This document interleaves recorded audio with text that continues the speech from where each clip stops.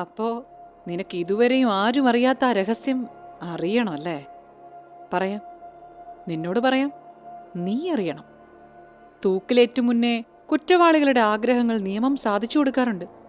അതുപോലെ ഈ രഹസ്യം നിന്റെ അവസാന ആഗ്രഹമായി കണക്കാക്കി നിന്നോട് പറയും. എന്തെന്നാൽ ഈ പറയുന്ന രഹസ്യത്തിന്റെ അവസാനത്തിൽ നിന്റെ ജീവൻ ഞങ്ങൾ എടുക്കും. അയാൾ ചാർലിയുടെ ചെവിയുടെ അടുത്ത് അയാളുടെ മുഖം നിർത്തിക്കൊണ്ട് പറഞ്ഞു. ഈ പോണക്കാട് രഹസ്യങ്ങളുടെ കലവറയാ ചാർലി. പലരിലും നിക്ഷിപ്തമായിരിക്കുന്ന രഹസ്യങ്ങളുടെ കലവറ എന്ന് പറയുകയാവും ഉചിതം. കടല് കടന്നു വന്ന ഈ ബ്രിട്ടീഷുകാർ എന്തിനാ ഈ പോണക്കാട്ടിലെത്തിയെന്നതിന് ഈ നാട്ടിലെ ജനങ്ങൾക്കും നാടിന് പുറത്തുള്ളവർക്കും അറിയുന്നത് ഒരൊറ്റ കഥ മാത്രമാണ്. തേയിലച്ചെടികളെ പറ്റിയുള്ള കഥകൾ. ആ കഥയിലാണെങ്കിൽ പകുതി മാത്രമേ സത്യമുള്ളൂ. തേയിലച്ചെടികൾക്ക് വളക്കൂറുള്ള മണ്ണാണ് ഇവിടുത്തെ മണ്ണെന്നും ഇവിടുത്തെ കാട് വെട്ടിത്തെളിച്ചത് തേയിലച്ചെടികൾ നടാനും തേയില ഫാക്ടറി പണിയാനാണെന്നുമുള്ള കഥയെ ഇവിടുത്തെ ജനങ്ങൾക്കറിയുള്ളൂ. പക്ഷേ യഥാർത്ഥത്തിൽ ഈ ബ്രിട്ടീഷുകാർ ഇവിടെ കാട് വെട്ടിത്തെളിച്ചത് ഇവിടെ തേയിലത്തോട്ടങ്ങൾ ഉണ്ടാക്കിയെടുക്കാനോ അല്ലെങ്കിൽ തേയില ഫാക്ടറി പണിയാനോ ഒന്നുമല്ല. താമി ഒരു ചെറു പുഞ്ചിരിയോടെ ചാർലിയെ നോക്കി. പിന്നെ കച്ചവട കണ്ണുകളോടെ നമ്മുടെ നാട്ടിലെത്തിയ ബ്രിട്ടീഷുകാർ തേയിലച്ചെടികൾക്ക് വേണ്ടിയല്ലാതെ വേറെ എന്തിനാ ഇവിടെ എത്തിയത്?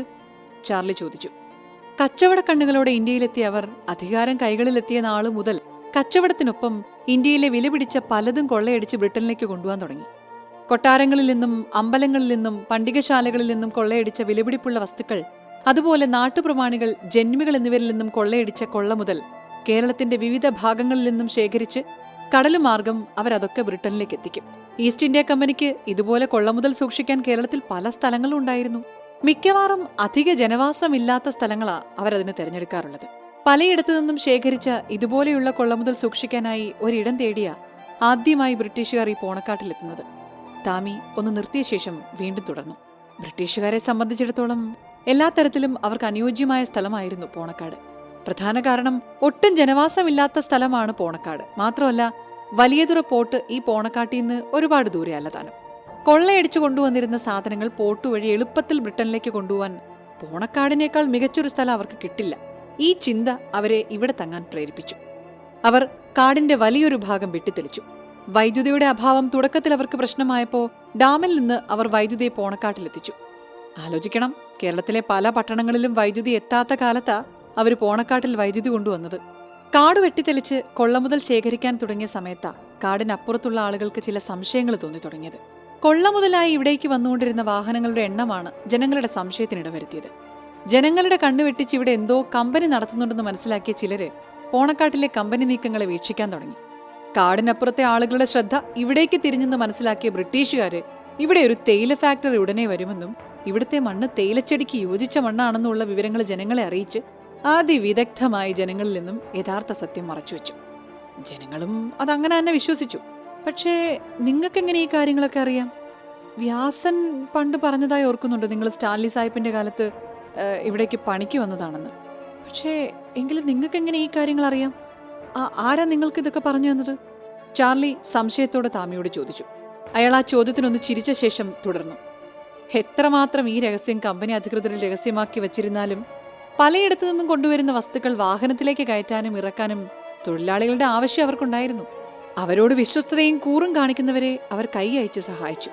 മാത്രമല്ല, അവരോട് വിശ്വസ്തത കാണിക്കുന്നവരെ മാത്രമേ കൊള്ള മുതലായി കൊണ്ടുവന്നിരുന്ന സാധനങ്ങൾ ഇറക്കാനും കയറ്റാനും അവർ നിയമിച്ചുള്ളൂ. ഈ രഹസ്യങ്ങൾ ഒരിക്കലും പുറത്തു പറയരുതെന്ന് അവർ വിലക്കുകയും ചെയ്തിരുന്നു. സ്റ്റാൻലി സാഹിബ് ഇവിടെ മാനേജറായി ജോലി തുടങ്ങിയ സമയത്താ ഞാൻ ഇവിടേക്ക് ജോലിക്കായി വരുന്നത്. എൻ്റെ അച്ഛനായിരുന്നു എന്നെ ഇവിടേക്ക് കൊണ്ടുവന്നത്. അച്ഛനാണെങ്കിൽ സാഹിബിന്റെ വിശ്വസ്തനായിരുന്നു. പിന്നീട് അസുഖം വന്ന് അച്ഛൻ കിടപ്പിലായപ്പോൾ അച്ഛന് പകരം ഞാൻ സാഹിബിന്റെ വിശ്വസ്തനായി മാറി. കാര്യങ്ങൾ ഏതാണ്ട് എനിക്ക് വ്യക്തമായി വരുന്നുണ്ട്. എന്തായാലും നിങ്ങൾ എന്നെ കൊല്ലാനുള്ള ഒരുക്കത്തില്ല. എന്നാ പിന്നെ അധികം സസ്പെൻസ് നീട്ടിക്കൊണ്ടുപോവാതെ ആ ബംഗ്ലാവിന്റെ രഹസ്യം എന്തെന്ന് പറഞ്ഞു തന്നാ നിങ്ങൾ നേരത്തെ പറഞ്ഞതുപോലെ ചാവുന്നതിന് മുന്നേയുള്ളൊരു ആഗ്രഹമായി കണ്ടുകൊണ്ട് ആ രഹസ്യങ്ങൾ പറഞ്ഞാൽ വലിയ ഉപകാരമായിരുന്നു. ചാർലി അവരെ കളിയാക്കുന്ന പോലെ ചിരിച്ചുകൊണ്ടാണത് പറഞ്ഞത്. നിന്റെ ആക്കിയ ചിരി എനിക്ക് വല്ലാതങ്ങ് ബോധ്യപ്പെട്ടു. മരണം തൊട്ടു മുമ്പിൽ വന്ന് നിൽക്കുമ്പോഴും ഇങ്ങനെ ചിരിക്കാൻ കഴിയുന്ന ആ ധൈര്യത്തെ എത്ര പുകഴ്ത്തിയാലും മതിയാവില്ല. നിനക്കൊരു കാര്യം അറിയോ ചാർലി? ഇതുപോലെ തന്നെയാ ആ ബംഗ്ലാവിൽ കയറി രഹസ്യത്തിന്റെ വാതിൽക്കലെത്തി ഒടുവിൽ ഞങ്ങളുടെ കൈകൊണ്ട് കൊല്ലപ്പെട്ട ആ എഴുത്തുകാരനും ചിരിച്ചത്. അതുകൊണ്ട് നന്നായി ചിരിച്ചോ? വ്യാസൻ ചാർലിയുടെ തൊട്ടു മുന്നിലേക്ക് വന്നുകൊണ്ട് പറഞ്ഞു. ദേ വീണ്ടും പഞ്ച് ഡയലോഗ്. എനിക്കാണ് ഈ പഞ്ച് ഡയലോഗ് കേൾക്കുമ്പോൾ ചിരി വരുന്നൊരു അസുഖമുണ്ടേ. അതുകൊണ്ട് എന്നെ വീണ്ടും വീണ്ടും ചിരിപ്പിക്കാതെ രഹസ്യം ഒന്ന് പറഞ്ഞ കഥയുടെ ക്ലൈമാക്സിലേക്ക് കടക്കായിരുന്നു. ചാർലി വീണ്ടും ചിരിച്ചാണത് പറഞ്ഞത്. എന്ത് കണ്ടിട്ടാടാ നിനക്ക് ഇത്ര ധൈര്യം? നിന്നെ രക്ഷിക്കാൻ ആ കള്ളപ്പാതിരി വരുമെന്ന് ധൈര്യമോ? അന്നത്തെ അയാളുടെ ഷോ കണ്ട് ഞാനും ഒന്ന് ഭയന്നതാ. പക്ഷെ അയാൾക്കുള്ള പണിയും ഞങ്ങൾ വൈകാതെ കൊടുക്കുന്നുണ്ട്. വൈശാഖൻ ചാർലിയുടെ കഴുത്തിൽ പിടിച്ചുകൊണ്ട് പറഞ്ഞു. ചാർലി അതിവേഗത്തിൽ കഴുത്തിൽ നിന്നും വൈശാഖന്റെ കൈ മാറ്റിയതും പിറകിൽ നിന്നും വ്യാസൻ ചാർലിയെ ചവിട്ടിയതും ഒരുമിച്ചായിരുന്നു. ചാർലി ചവിട്ടേറ്റ് തെറിച്ചു വീണു. വ്യാസ, വേണ്ട. അവന്റെ അവസാന ആഗ്രഹമല്ലേ ആ ബംഗ്ലാവിന്റെ രഹസ്യങ്ങൾ അവൻ അറിയട്ടെ. എന്നിട്ട് നമുക്ക് അവൻ ഈ ലോകത്തു നിന്ന് പറഞ്ഞയക്കാം. ചാർലിയെ വീണ്ടും ആക്രമിക്കാൻ നിന്ന വ്യാസനെ തടഞ്ഞുകൊണ്ട് താമി പറഞ്ഞു. ചാർലി പതിയെ വീണെടുത്തു നിന്നും എഴുന്നേറ്റു. നിനക്ക് എന്താ അറിയണ്ട ചാർലി? ആ ബംഗ്ലാവിന്റെ രഹസ്യങ്ങളല്ലേ? അത് ഞാൻ പറഞ്ഞുതരാം. താമി ചാർലിയെ നോക്കി പുഞ്ചിരിച്ചുകൊണ്ട് പറഞ്ഞു. ഇന്ത്യയിലെ പ്രവർത്തനങ്ങൾക്ക് സ്വാതന്ത്ര്യം കിട്ടുന്നതിന് മുൻപേ കമ്പനി നിർത്തിയെന്ന് അവകാശപ്പെട്ടിരുന്നെങ്കിലും രേഖകളിൽ മാത്രമേ അത് ഒതുങ്ങിയിരുന്നുള്ളൂ. കമ്പനിയുടെ പ്രവർത്തനം അപ്പോഴും ഇന്ത്യയിൽ ഭാഗികമായി തുടർന്നിരുന്നു. കമ്പനി തേയിലത്തോട്ടത്തിന്റെയും ഫാക്ടറിയുടെയും മറവിലൂടെ ഇവിടുത്തെ ജനങ്ങളെ കബളിപ്പിച്ചുകൊണ്ട് കൊള്ളയടിച്ച സാധനങ്ങൾ വലിയതുറ പോർട്ട് വഴി സുഖമായി ബ്രിട്ടനിലേക്ക് കൊണ്ടുപോകുന്ന സമയത്താ രാജ്യം കണ്ട പല സ്വാതന്ത്ര്യ സമരങ്ങളും നടന്നത്. അതിൽ ക്വിറ്റ് ഇന്ത്യ പ്രസ്ഥാനത്തിന്റെ ശക്തി ക്ഷയിച്ചുകൊണ്ടിരുന്ന സമയത്താണ് ഇന്ത്യയിൽ റോയൽ ഇന്ത്യൻ നേവി ലഹള പൊട്ടിപ്പുറപ്പെടുന്നത്. മറ്റൊരർത്ഥത്തിൽ പറഞ്ഞ ഇന്ത്യൻ നാഷണൽ ആർമിയുടെ സമരകഥകളിൽ ആകർഷകരായ ഇന്ത്യൻ ജനതയുടെ ഇടയിൽ ഈ സമരത്തിന് വ്യാപകമായ പിന്തുണ ഉണ്ടാവുകയും ബോംബെയിൽ പൊട്ടിപ്പുറപ്പെട്ട ഈ ലഹളയ്ക്ക് ഇന്ത്യയിലെമ്പാടും പിന്തുണ ലഭിക്കുകയും ചെയ്തു. കറാച്ചി മുതൽ കൽക്കട്ട വരെ വ്യാപിച്ച ഈ ലഹളയിൽ ഏതാണ്ട് 80-ൽ പരം കപ്പലുകളും 20 തീരസ്ഥാപനങ്ങളും ഏതാണ്ട് 20,000 നാവികരും പങ്കെടുത്തു. ബ്രിട്ടീഷ് ഇന്ത്യൻ സൈന്യത്തിൽ വന്ന ശിഥിലീകരണം റോയൽ ഇന്ത്യൻ സൈനികരിൽ ഉണ്ടാക്കിയ കലഹങ്ങളും അവരിൽ വളർന്നു വന്ന അസംതൃപ്തിയുമാണ് ഇന്ത്യ വിടാനുള്ള ബ്രിട്ടന്റെ തീരുമാനത്തിന് പിന്നിലുള്ള പ്രധാന പ്രേരക ശക്തികളെന്ന് അന്ന് പലരും പറഞ്ഞതായി ഓർക്കുന്നു.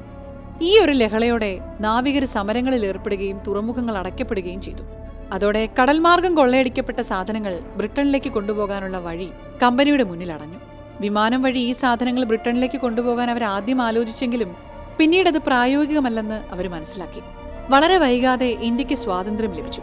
കൊള്ളയടിക്കപ്പെട്ട മുഴുവൻ സാധനങ്ങളും ബ്രിട്ടനിലേക്ക് കൊണ്ടുപോകാൻ കഴിയാതെ കമ്പനി അത്രയും സാധനങ്ങൾ ഇവിടെ ഉപേക്ഷിച്ചുകൊണ്ട് ബ്രിട്ടനിലേക്ക് മടങ്ങി. പക്ഷേ താമി മുഴുവനാക്കാതെ നിർത്തി. പക്ഷേ സ്റ്റാൻലി സാഹിബ് മാത്രം ഇവിടെ ഒന്നും പോയില്ല. അതല്ലേ പറയാൻ വന്നത്? ചാർലി താമിയോട് ചോദിച്ചു. അതെ, എനിക്ക് തുടക്കം മുതലേ ഉണ്ടായിരുന്ന സംശയമായിരുന്നു അത്. കമ്പനി ഇന്ത്യ വിട്ടിട്ടും എന്തേ സായിപ്പ് മാത്രം ലണ്ടനിലേക്ക് തിരിച്ചു പോയില്ല എന്ന്. അതിനർത്ഥം കൊള്ളയടിക്കപ്പെട്ട ഈ സാധനങ്ങൾ തന്നെയാണ് സായിപ്പിനെ ഇവിടെ പിടിച്ചു നിർത്തിയത്, അല്ലാതെ പോണക്കാടിന്റെ പച്ചപ്പും തേയിലയൊന്നും അല്ല. ശരിയല്ലേ? ചാർലി വീണ്ടും താമിയോട് ചോദിച്ചു. കൊള്ളാം ചാർലി, ഞാൻ വിചാരിച്ചതിനേക്കാൾ ബുദ്ധിശാലിയാണ് നീ. സമ്മതിക്കാതെ വയ്യ. ശരിക്കും നിന്നെ അങ്ങോട്ട് ബോധ്യപ്പെട്ടു കേട്ടോ. പക്ഷേ എന്തു ചെയ്യാനാ? ഞാൻ സായിപ്പിന് വാക്കുകൊടുത്തുപോയി. സായിപ്പ് തിരിച്ചു വരുന്നവരേക്കും ആരെയും ആ ബംഗ്ലാവിനകത്തേക്ക് പ്രവേശിപ്പിക്കില്ലെന്ന്.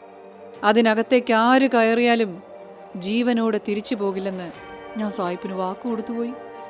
വാക്കുകൊടുത്തുന്നോ? അങ്ങനെയെങ്കിൽ ആ ബംഗ്ലാവിനകത്താണോ ആ കൊള്ളയടിക്കപ്പെട്ട സാധനങ്ങൾ സൂക്ഷിച്ചു വച്ചിരിക്കുന്നത്?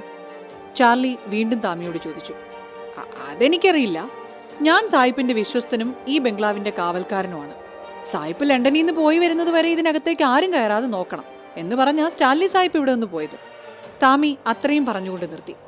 അന്ന് വർഷങ്ങൾക്ക് മുൻപുള്ള ആ രാത്രി എന്തോ ആലോചിച്ചുകൊണ്ട് താമി തുടർന്നു.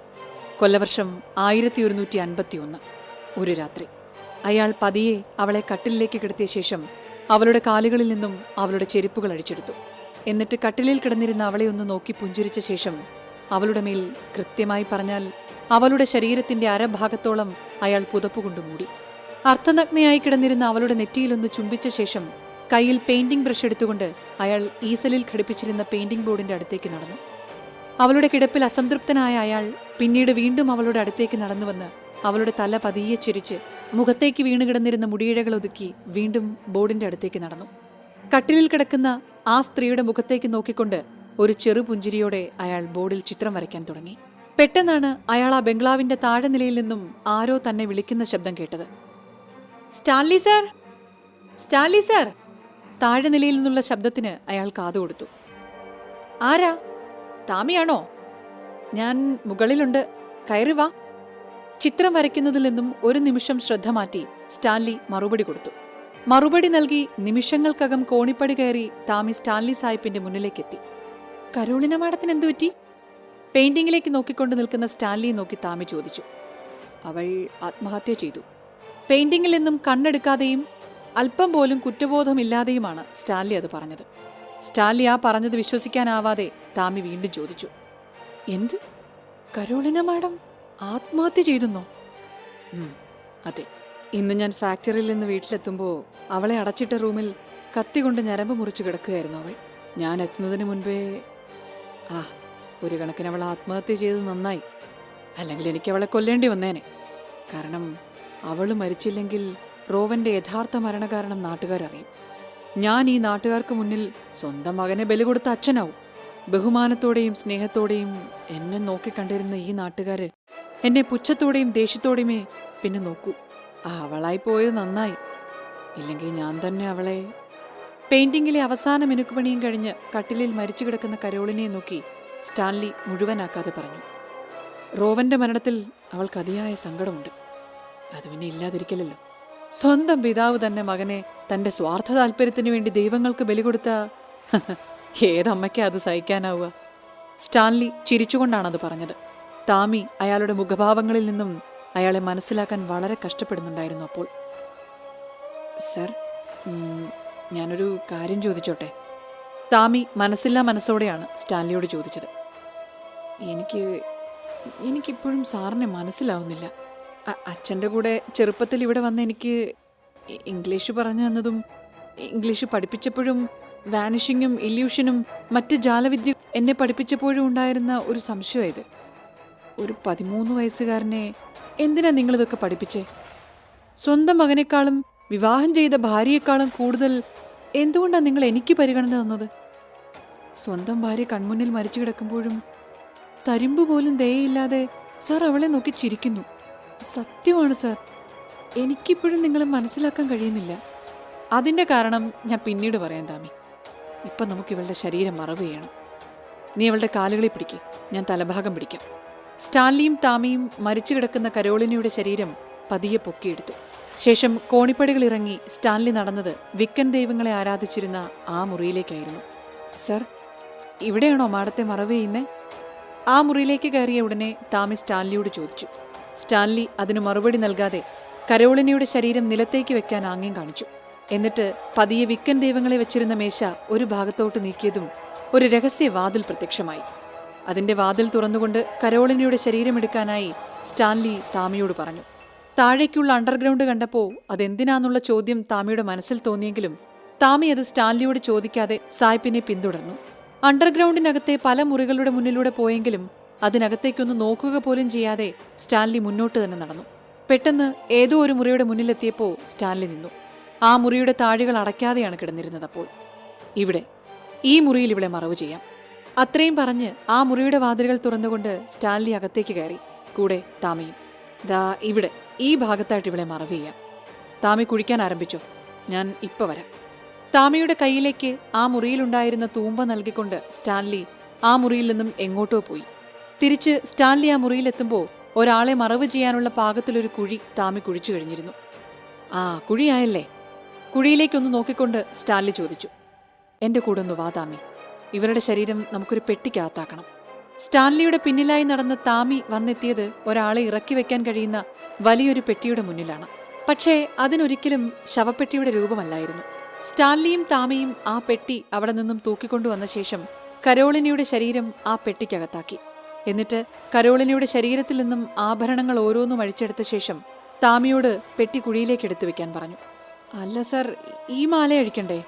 കരോളിനയുടെ ശരീരത്തിലുണ്ടായിരുന്ന മാല നോക്കി താമി ചോദിച്ചു. വേണ്ട വേണ്ട, അതവിടെ കിടന്നോട്ടെ. താമി പിന്നീടൊന്നും ചോദിക്കാൻ നിൽക്കാതെ കുഴിച്ച കുഴിയിലേക്ക് പെട്ടിയെടുത്തു വെച്ചുകൊണ്ട് കുഴിച്ചെടുത്ത മണ്ണുകൊണ്ട് തന്നെ ആ കുഴി മൂടാൻ തുടങ്ങി. നിമിഷ നേരങ്ങൾക്ക് ശേഷം താമി ആ കുഴി പൂർണ്ണമായും മണ്ണുകൊണ്ട് മൂടി. കരോളിനയുടെ തിരോധാനം അധികം താമസിയാതെ നാട്ടുകാരറിയും. ഇന്നേക്ക് 4-ാം നാൾ ഞാൻ ഇവിടം വിട്ട് ലണ്ടനിലേക്കും പോവും. പക്ഷേ വൈകാതെ തന്നെ ഞാൻ തിരിച്ചു വരും. ഈ പോകുന്നതിന്റെ ഉദ്ദേശം കമ്പനി ഇനിയും ഇവിടെ നിന്നും കൊണ്ടുപോകാത്ത കൊള്ളമുതലിന് ഒരു ബയറെ കണ്ടെത്തി എത്രയും വേഗം ഈ കൊള്ളമുതൽ വിറ്റൊഴിവാക്കി അത് കാശാക്കുക എന്നത് മാത്രമാണ്. അത് വിറ്റുകിട്ടുന്ന പൈസയിൽ ഒരു വിഹിതം ഞാൻ നിനക്കും തരും. അതുവരേക്കും ഈ ബംഗ്ലാവിനകത്തേക്ക് ആരെയും എന്ന് പറഞ്ഞാൽ ആരെയും ഇതിനകത്തേക്ക് കടത്താതെ ഈ ബംഗ്ലാവിനെ നീ സംരക്ഷിക്കണം. ഈ ബംഗ്ലാവിന് ഒരൊറ്റ അവകാശിയുള്ളൂ, അത് ഞാനാ. എനിക്കല്ലാതെ വേറെ ആർക്കും ഇതിൻ്റെ വാതിലുകൾ തുറക്കപ്പെടരുത്. എനിക്ക് വാക്കുതാ, ഞാനല്ലാതെ മറ്റാരെയും ഈ ബംഗ്ലാവിനകത്തേക്ക് കടത്തില്ലെന്നും ഞാൻ വരും വരെ ഈ ബംഗ്ലാവിൻ്റെ കാവൽക്കാരനായി ഈ പോണക്കാട് വിട്ടു പോവില്ലെന്നും ഈ കൊള്ള മുതലിനെ സംരക്ഷിക്കുമെന്നും എനിക്ക് വാക്കുതാ. സ്റ്റാൻലി ഒരാജ്ഞ പോലെ താമിയെ നോക്കി പറഞ്ഞു. സർ ഞാൻ ഈ താമി, ഞാനിതാ വാക്ക് തരുന്നു. സാറിന് മുന്നിലല്ലാതെ മറ്റാർക്കു മുന്നിലും ഈ ബംഗ്ലാവിൻ്റെ വാതിലുകൾ തുറക്കപ്പെടില്ല. അഥവാ ധിക്കരിച്ചാരെങ്കിലും കയറിയാൽ അവർ ജീവനോടെ ബംഗ്ലാവിനകത്തു നിന്ന് തിരിച്ചു പോവുകയുമില്ല. താമി ഒരു വാഗ്ദാനം നൽകുന്നത് പോലെ മറുപടി പറഞ്ഞു. നേരത്തെ ചോദിച്ചില്ലേ, എൻ്റെ സ്വന്തം ഭാര്യയെക്കാളും മകനേക്കാളും കൂടുതൽ പരിഗണന 13 വയസ്സുകാരനായ നിനക്കെന്തിനാ തന്നെന്ന്? ഇത് തന്നെയാ കാരണം. നിന്റെ അച്ഛനെ പോലെ നീയും നല്ലൊരു വിശ്വസ്തനാണ്. ഏതവസരത്തിലും സ്വന്തം മുതലാളിയെ കൈവിടാത്ത വിശ്വസ്തൻ. കരോളിന എൻ്റെ ഭാര്യയാണ്. ഒരു ഭാര്യ പോയാൽ അടുത്തൊരു ഭാര്യയെ കിട്ടും. എന്തിന്? സ്വന്തം കുഞ്ഞു മരിച്ചാലും മറ്റൊരു കുഞ്ഞിനെ ലഭിക്കാതിരിക്കില്ല. പക്ഷെ ഒരു വിശ്വസ്തനായ ആൾ, അങ്ങനെയുള്ള ഒരാളെ കണ്ടെത്താൻ പ്രയാസമാണ്. നിന്റെ ആത്മാവിനെ തൊട്ടറിഞ്ഞ അന്നേ എനിക്ക് മനസ്സിലായിരുന്നു, മായാജാല വിദ്യകൾ പഠിക്കാനുള്ള കഴിവുകളുണ്ട് നിനക്കെന്ന്. ഏതൊരു മായാജാലത്തിൻ്റെയും ആധാരമെന്നത് 5 ഘടകങ്ങളാണ്. അതാണ് വായു, ജലം, അഗ്നി, ഭൂമി, പിന്നെ ആത്മാവ്. അതിലാദ്യം പറഞ്ഞ 4 ഘടകങ്ങളെ ആത്മാവ് കൊണ്ട് ബന്ധിപ്പിക്കാൻ കഴിയുമ്പോഴാണ് യഥാർത്ഥത്തിൽ മായകൾ സൃഷ്ടിക്കുന്ന യഥാർത്ഥ മായാജാലക്കാരനായി മാറുക. നിന്റെ ആത്മാവിന് മായകൾ ചെയ്യാനുള്ള കഴിവ് വേണ്ടുവോളമുണ്ട്. അതുകൊണ്ടാണ് കുഞ്ഞിലെ നിന്നെ അടുത്തിരുത്തി അതൊക്കെ പഠിപ്പിച്ചത്. ഇനി നീ പഠിച്ചതൊക്കെയും പ്രാവർത്തികമാക്കണം. മായാജാലം തീർത്ത ഭീതി കൊണ്ട് ജനം ഭയക്കണം. ഭീതിയോടെയല്ലാതെ ആരും ഈ ബംഗ്ലാവിനെ കാണരുത്. ഞാൻ മടങ്ങി വരും വരേക്കും ആരും ഇതിനകത്തേക്ക് കയറരുത്. ഇല്ല സാർ, ഭീതിയുടെ നിഴലുകൾ ഈ ബംഗ്ലാവിന് ചുറ്റും ഇനി പരക്കും. ആരും ഈ ഭാഗത്തേക്ക് വരാത്തതുപോലെ പേടിപ്പെടുത്തുന്ന കഥകൾ ഈ ബംഗ്ലാവിനെ കുറിച്ച് നാട്ടിൽ പരക്കും. താമി വർഷങ്ങൾക്ക് മുൻപുള്ള ഓർമ്മകളിൽ നിന്നും തിരിച്ചെത്തി. ഞാൻ സായിപ്പിന് വാക്കു കൊടുത്തുപോയി ചാർലി. ഈ ബംഗ്ലാവിനകത്തേക്ക് ആര് കയറിയാലും അവരെ കൊലപ്പെടുത്തുമെന്ന്. കള്ളൻകുമാറിനെ കൊന്നത് ഞാനാ. ബംഗ്ലാവിലെ പ്രേതത്തെക്കുറിച്ചറിഞ്ഞ് അതിനകത്തേക്ക് കയറിയ വിദ്യാർത്ഥികളെ കൊന്നതും അവസാനമായ ബംഗ്ലാവിന്റെ കഥ എഴുതാൻ വന്ന എഴുത്തുകാരനെ കൊന്നതും ഞങ്ങളാണ്. ഇനി നീ. താമി അത്രയും പറഞ്ഞുകൊണ്ട് ചാർലിയെ നോക്കി ചിരിക്കാൻ തുടങ്ങി. പക്ഷേ ഈ കഥയിൽ ആ ജീവികൾക്ക് എന്താണ് റോൾ? താമി പറഞ്ഞ എല്ലാ കാര്യങ്ങളും വ്യക്തമായി മനസ്സിലായി. പക്ഷേ ആ ജീവികൾ? ഇനിയും സംശയം മാറാതെ ചാർലി താമിയോട് ചോദിച്ചു. ആ ചോദ്യത്തിന് വീണ്ടും ഒന്ന് ചിരിച്ച ശേഷം താമി ചൂണ്ടുവിരൽ അകലേക്ക് ചൂണ്ടി. അവിടെ അകലെ നിന്നും ഒരു മുരൾച്ച കേൾക്കുന്നുണ്ടായിരുന്നു. പതിയെ പതിയെ ആ മുരൾച്ചയുടെ ആവൃത്തി കൂടി വരുന്നത് ചാർലി അറിഞ്ഞു. ചാർലി തിരിഞ്ഞു നോക്കിയപ്പോൾ താമിയും വ്യാസനും വൈശാഖനും അവിടെ നിന്ന് അപ്രത്യക്ഷമാവുകയും അവനു ചുറ്റും വീണ്ടും പുകച്ചുരുളുകൾ പരക്കുകയും ചെയ്തു. അകലെ നിന്നും ചാർലിയെ നോക്കി പാഞ്ഞു വരുന്ന ആ ജീവികളുടെ തിളങ്ങുന്ന കണ്ണുകൾ ചാർലി വ്യക്തമായി കണ്ടു. ഇല്യൂഷൻ. ജീവികൾ വെറും ഇല്യൂഷൻ മാത്രമാണ് ചാർലി. അവയെ ഭയക്കരുത്. തന്നെ നോക്കി വരുന്ന ജീവികളെ നോക്കി ചാർലി ആരോടെന്നില്ലാതെ പറഞ്ഞു.